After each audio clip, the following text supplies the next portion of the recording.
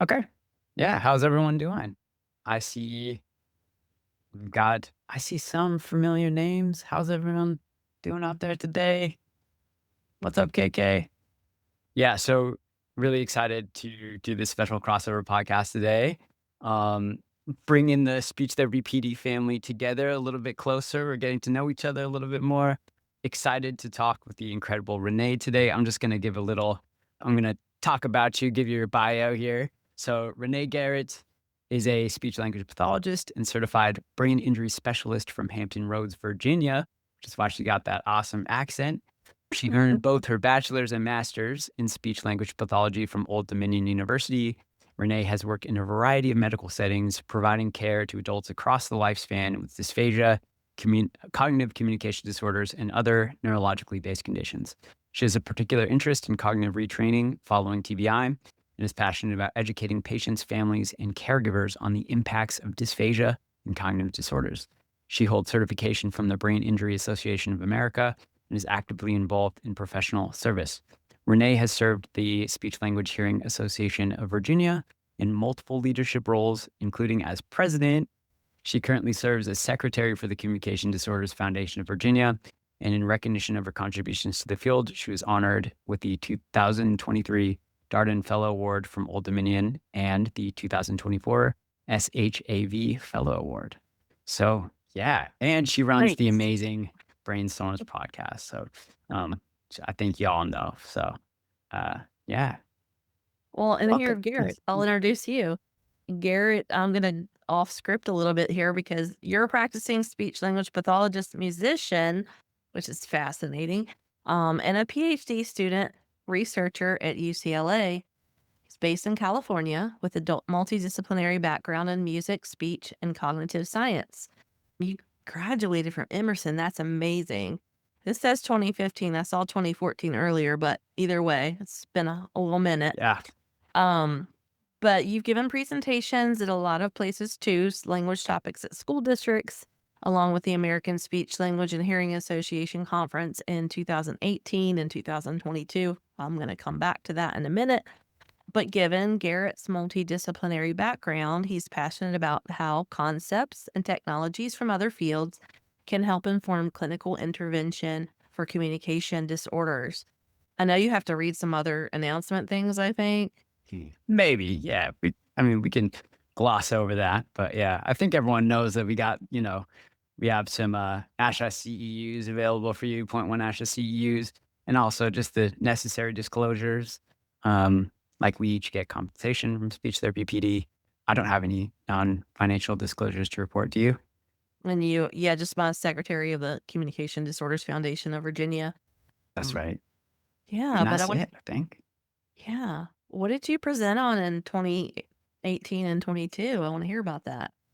Yeah, sure. So the 2022 was connected to the music thing, but it was about beatboxing. It was using beatboxing as a speech intervention tool. And we went over some research that wasn't research that I conducted, but I was working for an organization that partnered with university, Arrow University, and they had run some studies, and also Duquesne with Mhm. Dr. Ruskowitz, Rusevich. Sorry, her name is really difficult to say because it's spelled crazy. But yeah, so we presented together on some of the research and also on what is beatboxing? How could you use it? How do you implement it as a tool? So that was really fun. We did some beatboxing with the audience then. So Why was that not at your presentation? I guess because we didn't know each other you then, missed huh? out. Missed out. 2022 was Washington, DC, and that was, I think, was that my, I think it was New Orleans. Was it? Maybe it was mm, 2023. oh, because 2022 was definitely DC because we were coming off the pandemic, but we were still masking. And I think I did 2 presentations that year, and I was trying not to throw up. Oh man, that Because sounds fun. I think that was my first year that I presented at actual ASHA, like, I think that was my first year, and I was overzealous and did 2 talks, and it was a lot. And then um, the next time was Boston, and I was no, I'm sorry, yeah, Boston. Was that I don't know. I get my years mixed up at this point because now I've Boston was 2018. That was the first one that I did. oh, I just Or went they to could have had it Boston. later too. Yeah, it's only been a couple years ago because that was recent. And then Seattle, I was an invited speaker, which there's no pressure with that whatsoever. So totally go for Oh, no, my man. talk was on Friday at 5 p.m. So I was convinced no one was coming because Friday at 5 p.m., everybody at Ash was ready to go do something far more interesting. It was be talk about concussions. And was there a crowd? Yeah, I had No? like between 40 and 50 people. So I'll take that all day long. That's great. It's a very manageable audience as far as like you can get some interaction. Yeah. You get people who ask questions and you get people who are over there in the corner just being like, "Oh my god, I have dinner reservations at 6:30 and I gotta go." Yeah. Yeah. So you have that. But Totally. yeah, I that think has mine not was been at the same attended. time. But yeah, it was a similar crowd. Yeah. It doesn't get easier. I feel like even on these podcasts, I get a little nervous every time I start. Uh, Really? yeah. Yeah. Has it like calmed down for you? Yeah, I think I get more nervous between seasons because the first year there was no season. I just went straight every week from October to December that first year. I think I had every like a couple missing weeks, and then from January to I don't even know when, to be honest with you, I went every week and very few pre-recorded episodes. So I think I did like 66 episodes the first year. So Amazing.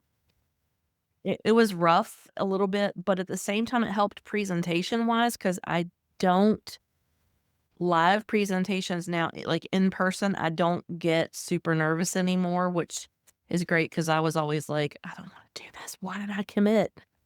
Oh my God, Yeah. why am I I'm Yeah. sweating. Why am I sweating? So, Yeah. Oh, I guess it has gotten better from I remember my first Asher presentation. I was sweating so much, just like sweat through my whole clothes and shirt, I think, through the presentation. But yeah, it does get a little easier. yeah, Um, you have someone want to come hug you and you're like, I probably need to on my leave. feet. Gotta take like 10 showers now. Yeah. Um, well, it's super exciting to talk with you today, You and we're too. going to talk about sound impact in communication.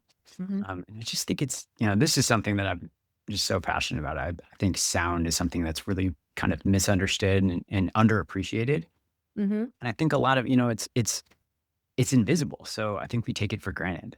But I think probably had that situation where there's like a fan on in the kitchen or something, and then all of a sudden it turns off, and you're like, wow, I like, I can relax finally or something. So I think we have a deep, biological connection with sound. I think it's often sort of overlooked as a component of communication.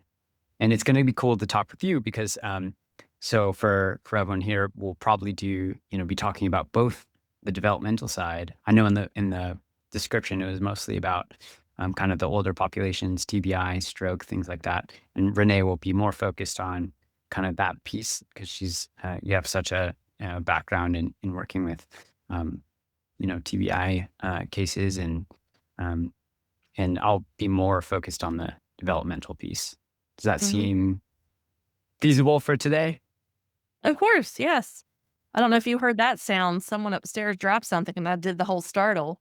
That's my new Yeah. that's my new thing. That's my post-COVID thing.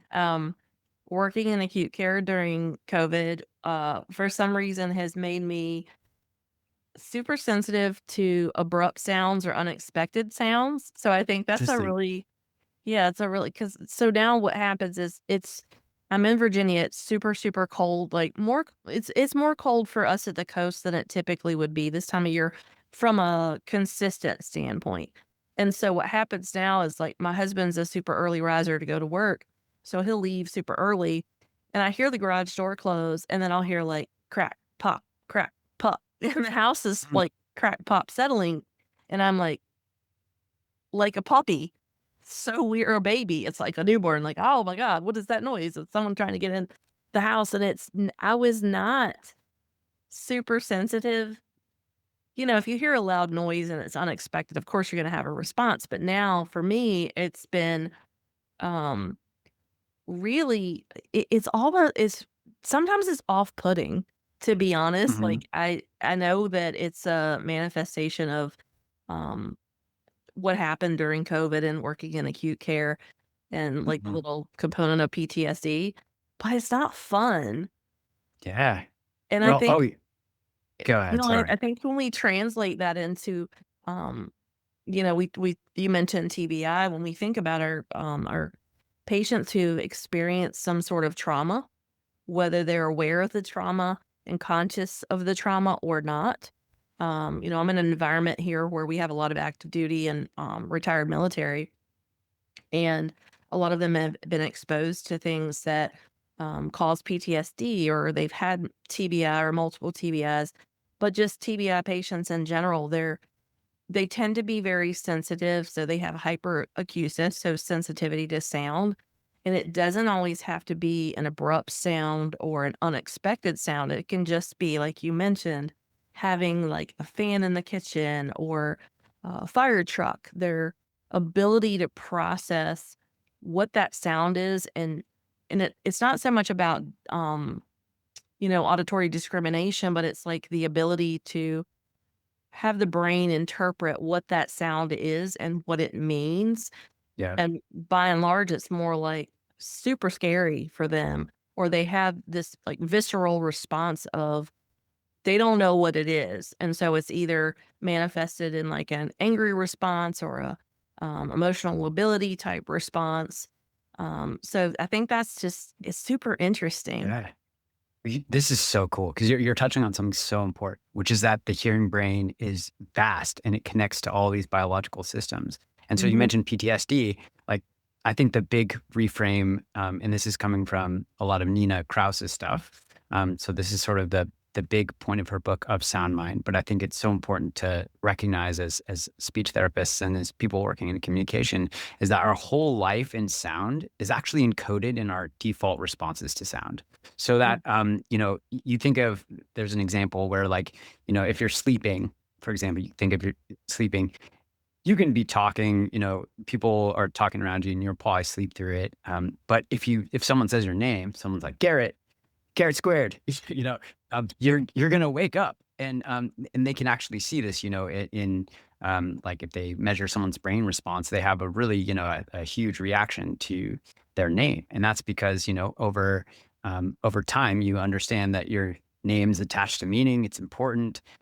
Based on your experience in sound, your default response to sound has now changed.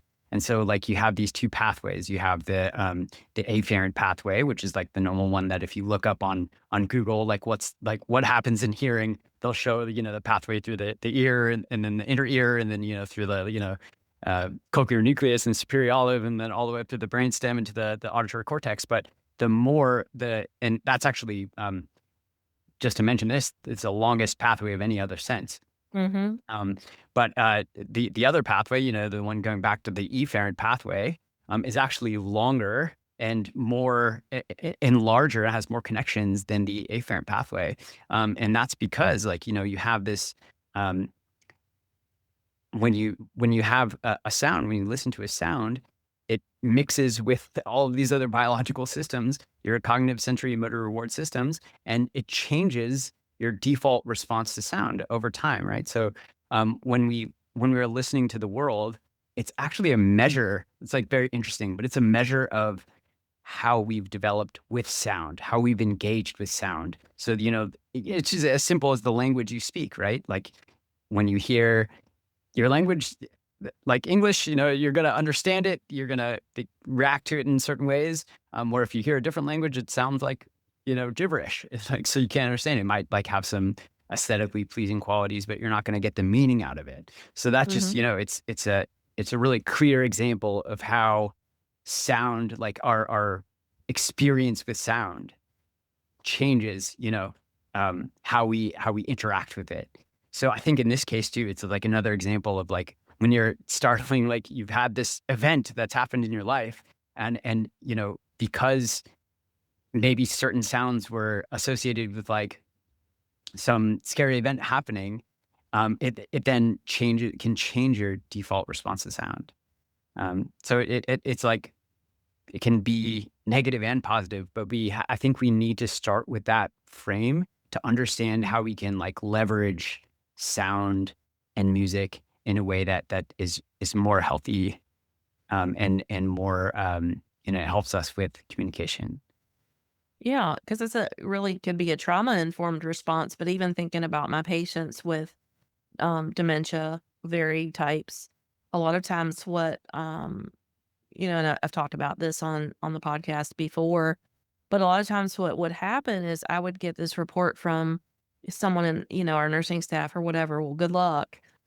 They're not talking or they're nonverbal or they don't, they don't respond." But often what would happen is I would go in to the patient's room, introduce myself, say, "Good morning, Mrs. Jones," or whatever the name was, and, "How are you?" And, "I'm fine. How are you, honey?" Like, Yeah. people go in and they have this preconceived notion that they are labeled nonverbal, so they're not gonna communicate, but they still have those automatic social greetings.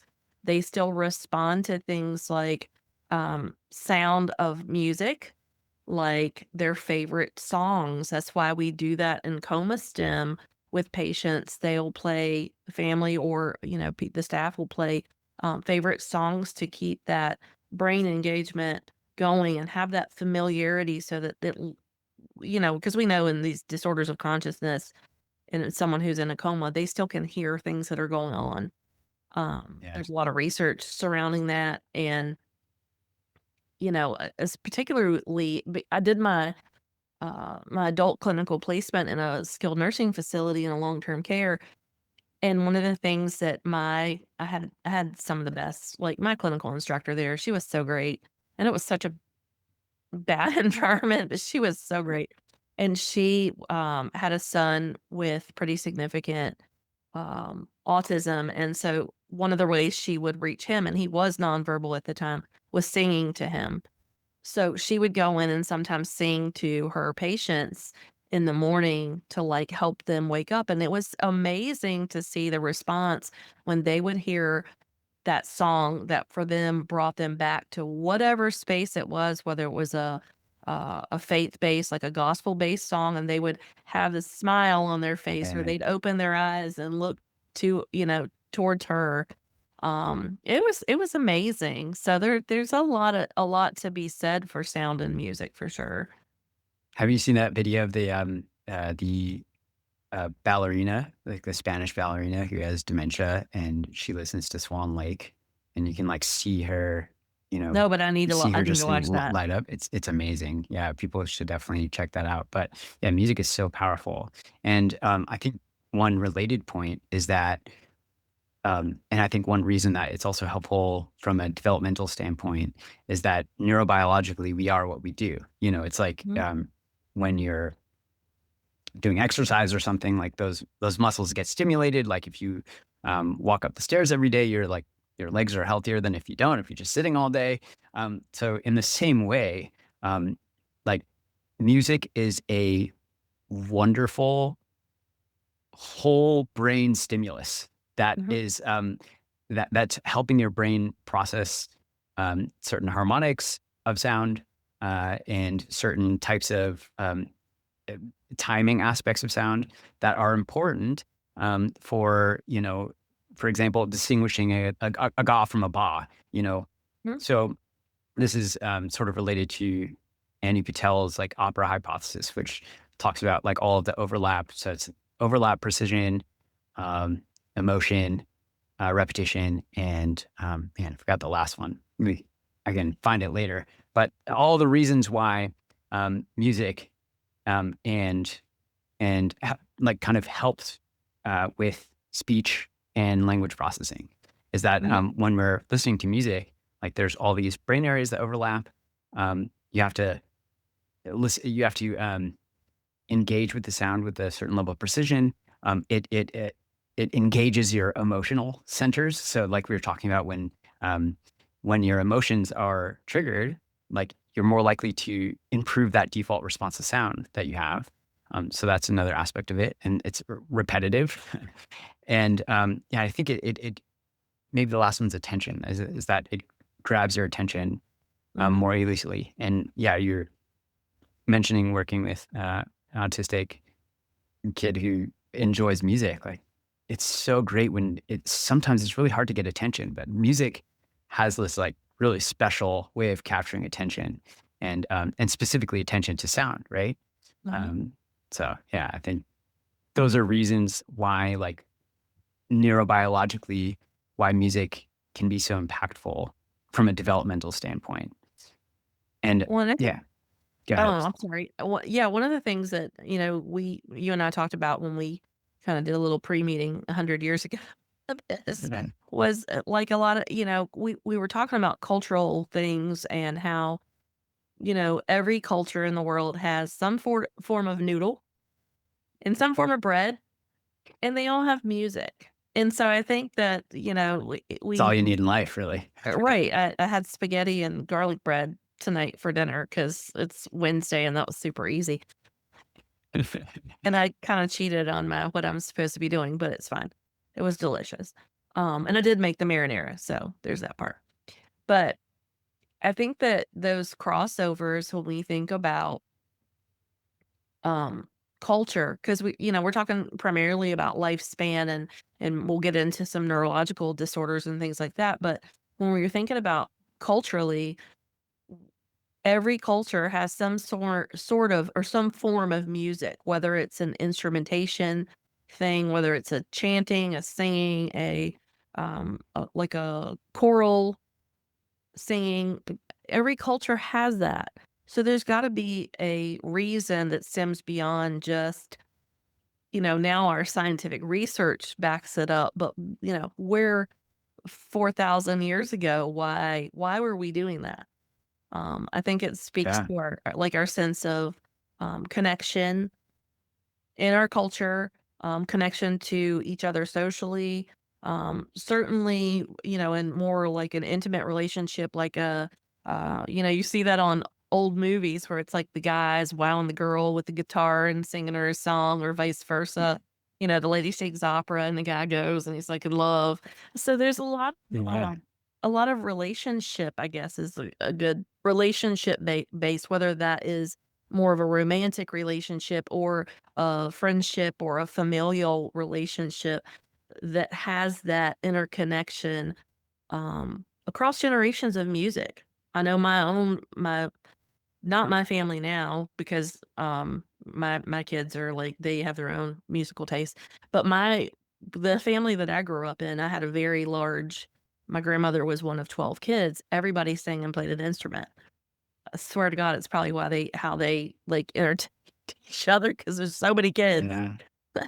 But it's one of those things where there's songs that I hear. My other biological grandmother, was a gospel singer, was in a gospel group, No way. That's so yeah, cool. did a little touring, so they, I have that on both sides of my mother and my father, both of them have that on their family, so I kinda go back to that sometimes, and you hear those songs that you kinda forget about if you're not in it, right? You're not Mhm. listening. They're all, they were old when I was a little kid, so they're all dead now, Yeah. sorry. Not to bring us down, but, yeah, the point is I go back to that sometimes when I hear a song like that, and I'm like, "Oh, I remember when Aunt so and so, harmonized with Uncle so and so on that song, and he was playing the guitar or whatever." So it's just another way of connection. So I think that's another really cool aspect of, how we connect music and sound and, um, kinda grounding us as human beings. Yeah. And have you ever looked at like this is something I talked to Corinne, one of the other podcast hosts about. But have you looked at the entrainment stuff at all? So one of Probably, the but tell me. yeah, no, no, no. One of the I guess purported reasons why like music is so powerful is that it was a social coordinator.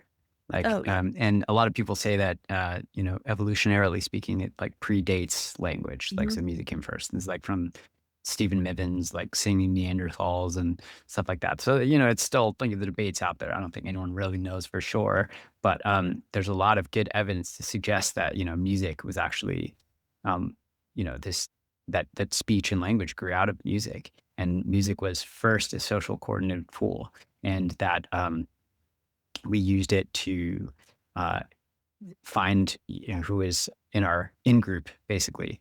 And so they've done a lot of research on what happens when you play music together with people, or when you're even just like tapping to the same beat. And they've done a lot of interesting stuff on, because you can imagine, how powerful it is if you ever gone to like a baseball game or something like that, and like people are chanting together, you feel it. If you're at a concert, like there's like an Mhm. energy there, and you feel more connected to people, like anecdotally. But they've actually done the research, and they've shown that, like, yeah, there is people will act more pro-social, for example, Mhm. after being on the same beat as someone. And they've even done this with like 14-month-olds. Like, so in, I think it was Dr. Trainer's lab, they had these uh, like researchers that were standing across from a baby. So that they'd hold the baby like this. And then the researcher would either bounce in time with the baby like this. And so the baby's looking at them, they're bouncing in time, which is kind of weird. But, or they bounced off time. Mhm. Um, and it was so interesting, but the babies who were bounced in time, they were entrained to the same rhythm with these researchers. They were more pro-social. They were more likely to help the researcher with like a task afterwards. And like, they thought of them as a friend almost like, so there's this really, really powerful, aspect of music that's also kind of pro-social. So I think about this in like a, because I work with social groups and things like that. I think music is such a cool tool to use in your social groups, like in speech therapy, because, if you're working on social stuff, it's nice to like start with doing something pro-social. And so you're kind of greasing those wheels, so to speak. Yeah. Well, and that's interesting because, like, I know when I've had, TBI patients, but also patients with aphasia who really struggled with the background noise, that's one of the things that we will eventually kind of, bring into the space because we know, particularly if it's someone who plans to go back to work, you're gonna have to navigate these background noises and this different, space of hearing, right? Because they're Yeah. processing things differently now, but they've gotta remember that, um, I can still communicate and I can still do these cognitive tasks that increase my cognitive load because now I'm having to process this music, but I'm having to do this, brain response task that's something I do at work, but now it's harder to balance all of those pieces, and I think you probably see that, when you were working in the schools with kids who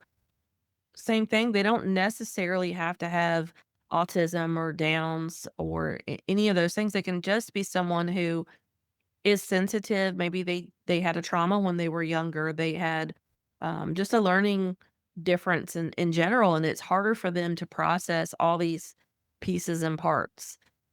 We Yeah. also know that people learn differently. So there's visual learners, there's auditory learners. Um, when my husband was going to college, if anybody made a noise in the room and he's trying to write a paper, answer a question, do any of that, he would it was nuts for him, and I can sit there, I can have 400 things going, and I'm still typing, I'm writing into all Yeah. that all day long, but, it's not the same for everybody. Yeah, and they've looked at this biologically too. I know Nina's done a lot of stuff on this where hearing and noise is such a big thing, and it's Yeah. interesting because musicians are actually better at hearing and noise in that. So they've tested, just musicians and non-musicians on like different tasks, and they look at, like, they can do totally well when there's no noise, but then all of a sudden you put in the noise and it's like the musicians do fine and the non-musicians drop off. So and they've actually seen this in like individual neuron firing too, where like in certain, it's not as if like the more noise, like the slower um, kind of response that you get or something like that. It's not a graded response. It's like at a certain threshold of noise, your response like totally collapses.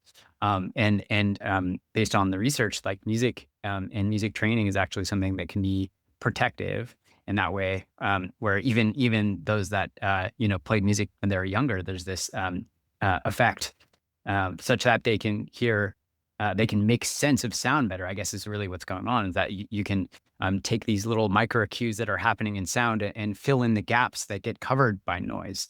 I think is what's going on. You're a better predictor of what's going to happen. Mhm. So yeah, so that I mean that's one way that we can uh, help.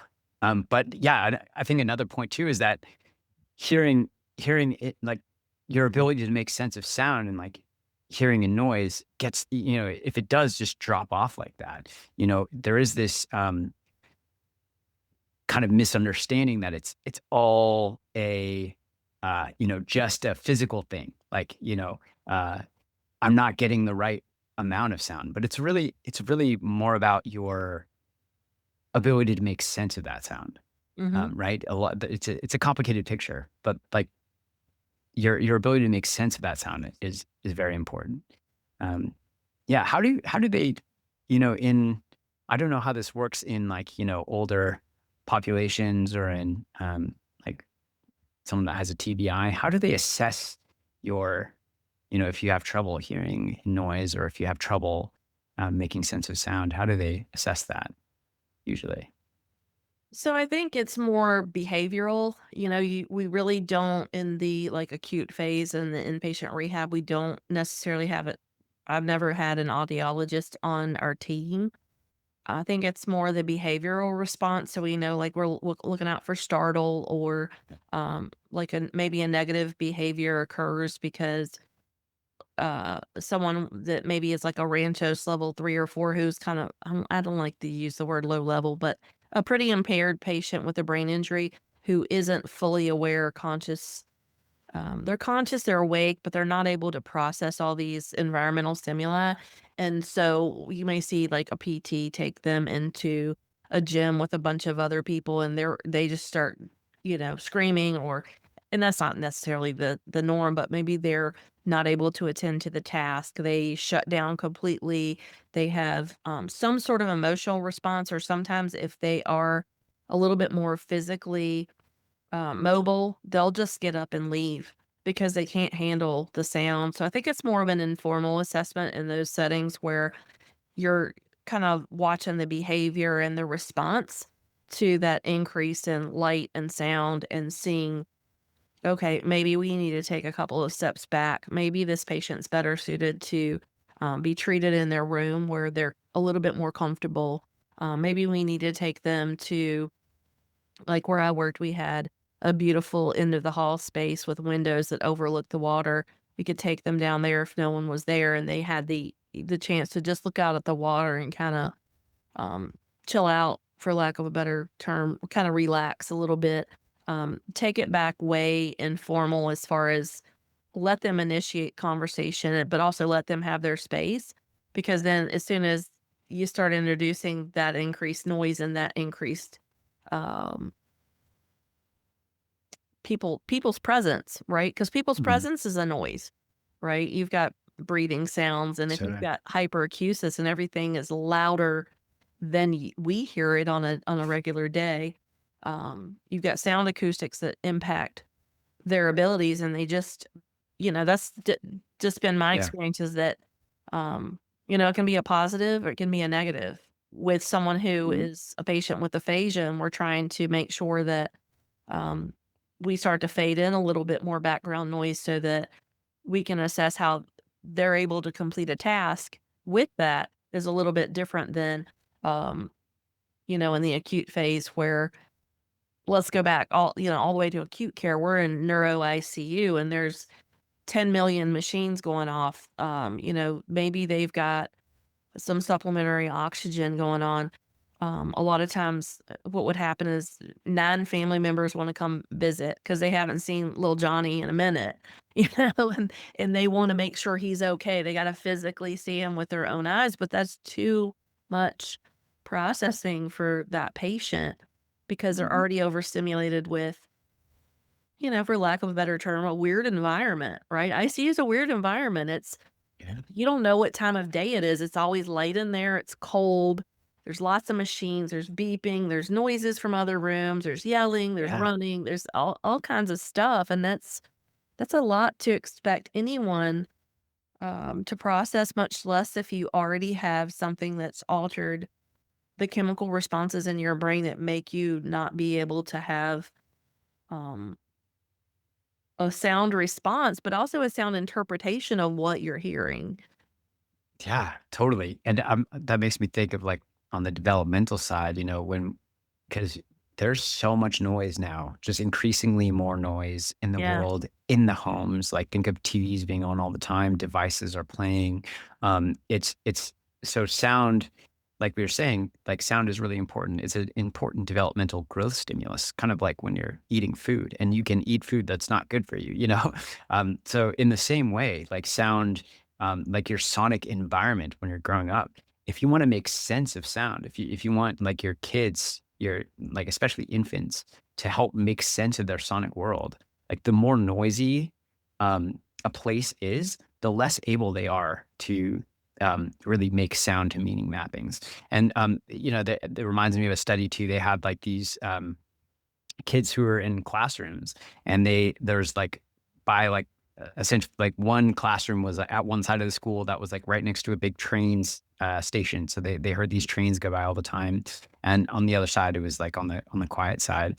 And this one quarter, these students who were by the train, they like measured these two classrooms progress, and this class that was by the train, they did significantly worse on like all academic measures. And then it was like a natural experiment because for some reason, they had to switch classrooms. And then when the other class who did well went to the class by the train, like their performance dipped a lot. So I think, when you're trying to learn in a very noisy environment, it's harder to make those sound to meaning mapping. So from a developmental like perspective as well, I think too much noise, like you have to really be careful about the environment. Just like you're saying, you have to be careful about not introducing too much noise that could be Mhm. startling, So I think, yeah, it's just like just a note about how sound is, how we could think about it too. And it's like, it's sort of hopeful because it means we have a little bit of control. Like we have, some control. We can't control everything, but, you can like put the TV on mute or something like that. You don't always have to have it going. And so I think for our kids especially, I think it's a overlooked aspect of development is that Yeah, and signal to noise ratio. Yeah. yeah, even thinking about, like, when I was still young, like, when We're I was still young. in, middle school, high school, I always and my parents would say, "Turn the radio off," but I if I was in my room, I always had the radio on. Always, always, it helped me, like, I still, to this day, don't really understand why it helped, but I needed that to help me study. So I could be studying, calculus, I could be studying for the SATs, or I could just be studying um AP biology or whatever it was. And I needed the radio needed to be on. It just needed to be on. And I'm still like that now. I need some sort of background noise. Not while I'm doing this, but like if I'm writing or I'm crafting a webinar or even grading papers when, I'm not teaching this semester, but when I was teaching, I needed that background noise. If I have complete silence, I find myself like, "Squirrel, what's that? Where's the noise? Oh, there's an airplane. Somebody's driving a motorcycle." Like, it's that environmental noise for me is so distracting, but if I have like a steady, I see. it's I just see. maybe it's just Like, setting on me. oh, it makes a lot of sense because you're like, if you just have the environmental noises going on, then it's unexpected. Yeah. Your like brain's like always like, oh, what's that? Oh, what's that? But if you have something that's a bit more constant, I think you can, which masks that other thing. I think maybe Yeah, and you're that's talking helpful. about different areas of the brain that get stimulated, like, immediately versus, we I think when we're thinking about something like melodic intonation therapy for aphasia, one of the reasons, and this is, but I'm not MIT certified or anything like that. I just know the rationale. But I remember being in graduate school and even being in early in my career and people saying, it's a different part of the brain. That's what I always heard. It's a different part of the brain. And now when I'm teaching my students, it stimulates that initially, but we have to remember that your brain isn't only functioning here and only functioning here. We have Yeah. those functional MRIs that say if this particular language piece or this music thing happens, it lights up on the functional MRI. But we know that, your brain interaction is front to back, top to bottom, and I'm simplifying and right to left. It's Yeah. there's connections this is what I do to my students. I'm like this way. Okay.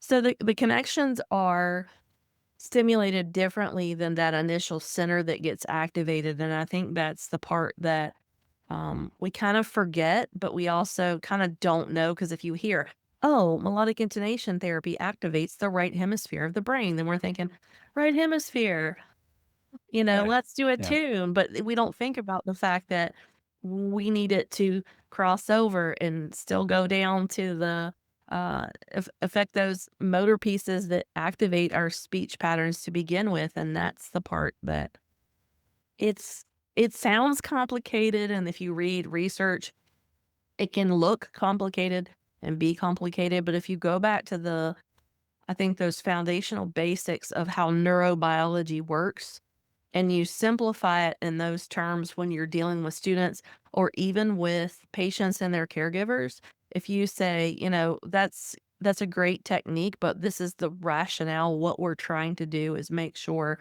we're getting this initial stimulation, but it's got to stimulate these other pieces. And that's where neuroplasticity comes in. And that's a whole rabbit hole we could go down. It'd be a Oh, for whole sure. different podcast. Yeah. No, I'm glad you, thank you for saying that because I think it's kind of it can be, fMRI research can be, it's great. It's Yeah. what an awesome tool to be able to look into the brain, on a, Hmm. in a dynamic way. Um, but, it is reductive. It can be reductive. And, even there's a lot of critiques in general about like, because the fMRIs are looking at, you know, blood flow, oxygenation, in different areas when you're doing tasks. But a lot of the brain can be active. I think it was like something like only 30% of actual activation was captured by Hmm. blood flow because a lot of the other parts of the brain are operating at the same time, but they don't require that extra oxygenation, Hmm. things like that. So yeah, totally. But great point. Um, yeah, and it's so cool to think about the brain, um, because I think it just brings in, it can be complicated, like you're saying, but I think at least it helps me understand that there's this other layer of processing beyond like just this mechanism. Because I think for so long, like I remember my grandpa always saying, like, oh, I can't understand that. I can't, when he was trying to be part of conversations, I can't hear. I can't hear.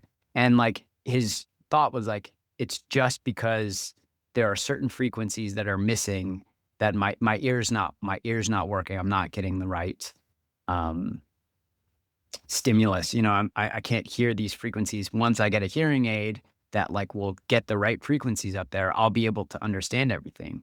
And the picture is like more complicated, right? Um, and it's important um, to see a more nuanced picture because yes, it's helpful to have that extra. When you do, I think there's a lot of benefits to hearing aids because you're getting, um, a clearer stimulus, but your ability to make sense of sound is also that extra layer of processing in the brain that's Hmm. happening. That needs to be um, that you need to actually practice and and work on. Yeah, I remember my audiology professor, he was so funny. So he looked like a seafaring captain. He did own a sailboat, and he had the best hair. Like if the wind blew, he's having the best, like, think Gorton's fisherman. If any of you are familiar with that logo where the captain has like the hat, but he take the hat off and his hair would just blow. And he would say things because our class was at like 4:20 PM. He would say things like, I'm so grateful to be here with you guys, but I'd much rather be on my boat with a Heineken, and he said that so many times, and it would just became, like, almost like a mantra for that class, but I remember I always have to share the funny anecdotal stuff, um, but I just remember him always saying that, if you're gonna work with geriatric patients, what you're gonna find is that even if you're not an audiologist, someone's gonna come in and they're gonna say he said, and I'm not picking on the women, but it's usually the wives are like, "He can't hear anything that I say, and I'm in the kitchen," when he delves into, what the situation truly is. "I'm in the kitchen, and I'm asking him to come set the table, and he's upstairs, and he's in the bathroom, and he can't hear me," and he's like, "Well, he can't hear you because there's several barriers in place." And then, she'll say, "Well, yeah, we're in church and I'm sitting next to him and he can't hear me there either." And then he's like, "Well, that's because there's singing and noise and people coming in and out if it's, the beginning of the service or the end of the service or you're doing fellowship or whatever you're doing." And I just remember him always saying that, and I would just sit in class and be like, "Oh, whatever." And then when you learn it and you get into the real world, uh, after grad school, and you're looking around, and it doesn't have to be in a therapy room. It can be like at church or in a restaurant, and you always have like the one old guy who's sitting there looking at the menu. "Sir, sir, what would you like to drink?" And I'm not picking on the men, but they do tend to kinda have this. I know I have this at my house, it's selective husband hearing, but, they tend to do that more, I think, than the women, um, just from a statistical standpoint, their hearing loss tends to be a little bit more common, and the person's asking them what they wanna order. So if you think about, go to, like, I don't really go to chain restaurants anymore, but you go somewhere like a Texas Roadhouse or a Longhorn Steakhouse or whatever it is, and there's 50 other people in there. There's noise from the kitchen. There's noise from, the phone ringing. People are ordering. People are constantly coming and going. It makes total sense that it would be hard for someone in a normal aging process who maybe doesn't even have a diagnosed hearing loss to have more difficulty, processing that because their hearing mechanisms don't work as well as a 20-year-old's or a 30-year-old's, um, hearing cells as far as, the complexities of hearing. So it makes Yeah. perfect sense. Yeah, and that yeah, I love that story. It's but probably just yeah, it's definitely the guys. They're worse at it. Probably brain deterioration too. But so I'm thinking of like different ways that we can help. So one is music. We talked about that. Mhm. Because musicians, and this is just anybody who has played, I think it was defined as anyone who has like played a musical instrument for like 2 years. Right. Um, and they are better at hearing music and noise, making Mhm. sense of sound. They're better even when um, their actual hearing is a lot worse. So, a musician's like actual, sonogram could like their hearing thresholds could not be very good, but they're still better at hearing than a lot of other people, maybe just non musicians that are matched on other things. Um, and that's because they've had so much time, experience, again, that brain change that is changing their default response to sound. They're better able to pick up on very subtle cues. Maybe they're like, in FM sweeps or harmonics that they're able to pick up on those cues and then better predict, what they're, maybe it's language or something like that, but they're better able to make sense of the sound. Maybe not, because even though their hearing's worse, they're making sense of the sound better. So I think that's really important. A couple of other things that also can get in the way, when we look at um, bilinguals, actually, there's a protective effect. And I hope I get this right, but so that they, Nina actually goes over bilinguals and athletes. And Mhm. there are two different mechanisms by which they hear better later in life. One is that, so for, um, if you could think of how our brain is processing sound, there's always a little bit of noise. So she does something called the FFR, frequency following response, and it's like an auditory brainstem response. So she'll, um, and she's totally advocating, and I think all SLPs should do this all as well to figure out if there's a biological bottleneck that's preventing people from getting a good signal. But basically, it captures the subcortical responses to sound for an individual, and what you see is that we can basically get like a good picture of when someone's hearing the sound, like what their brain's processing looks like. But there's always a little bit of noise. So we hear something and we try and our brain processes it, recreates it, and there's a little bit of noise added to that. Mhm. And some brains are very noisy. So if you have a concussion, your ability to make sense of sound is extremely noisy. Um, uh, so the athlete has a quiet brain. Um, so when they're processing sound, actually that noise is attenuated to some degree. So Mhm. athletes, I don't know the mechanism, but like they tend to have quieter brains, which helps them hear, helps them increase the signal to noise ratio by reducing the noise. And then bilinguals actually increase the signal. So then the Mhm. noise levels are the same, but they're actually the signal is higher. So there are like kind of two ways by which you can increase the processing. So all those things being said, like at least there are things that we can kind of do to practice. And if you think about it, like especially um, for bilinguals and musicians, it's like a very conscious practice with sound, making sense of sound. And I think that maybe the reason that's put forth for athletes is that it could be many things, but when you're in a game, right, like you're having to pick up on very subtle auditory cues when you're making decisions. So all these things involve um, conscious, like deliberate experience with sound in a way that forces you to make decisions about sound and process it.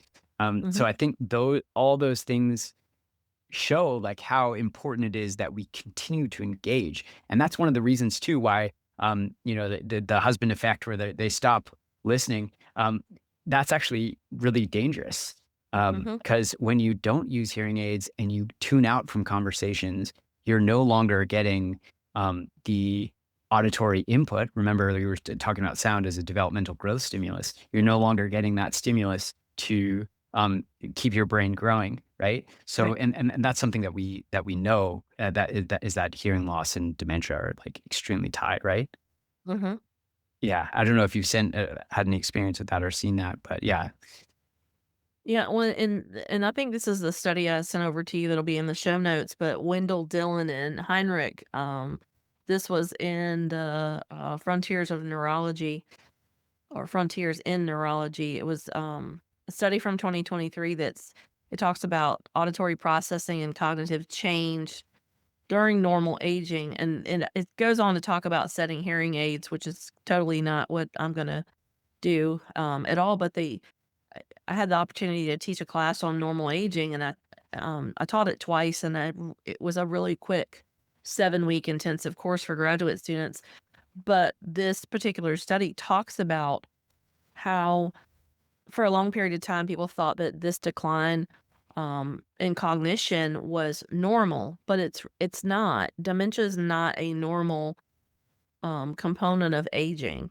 But you do see that, there are things that are cognitive processes like auditory processing and even like recall speed is going to be a little bit different because those things are breaking down as time goes on, but it doesn't mean you lose it completely or um, when you're thinking about something like memory and attention, the reason that Alzheimer's or another type of dementia is different is because the things that happen are atypical memory. It's not like you forgot where you put your keys when you came home from work because you were in a hurry and you were in traffic and you had to go to the bathroom. That's not the same thing as, like my mother-in-law had Alzheimer's, and she would do things like um, leave the water on in the sink in the upstairs bathroom and leave the house. Or, I'm sure a lot of people have heard of people in the early stages of dementia will cook something on the stove and not turn the pan off and burn the pan, which is dangerous because that could lead to a fire. And so things like that are, it's a difference between forgetting where you put your fork, but knowing what the fork is for.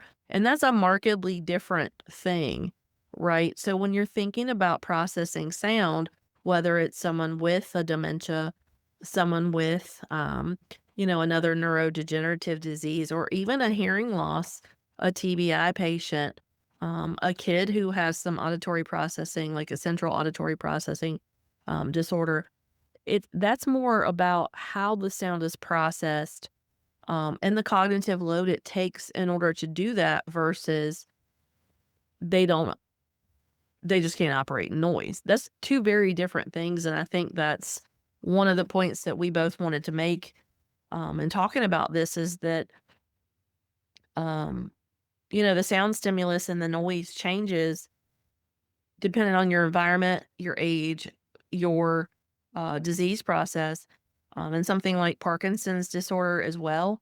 A lot of people with, Parkinson's disorder have a lot of trouble with, attending to things, and then sometimes will often have like a version of a central auditory processing deficit plus a hearing loss, and so all of these things kind of work together when you're thinking about not only the just the sound itself when we think sound generally, but the intensity of the sound, how long does the sound last, the pitch of the sound, not just the overall picture. It's all those components of how our brain processes each component. And it all happens so quickly when you have normal hearing and normal cognition that we don't, it's like swallowing disorders. We don't think about how difficult we just swallow, right? We just do that all Yeah, the it's time. You hear articulation or things. anything. Yeah, Yeah. you hear those things all the time and you're able to process it because your brain is functioning the way that it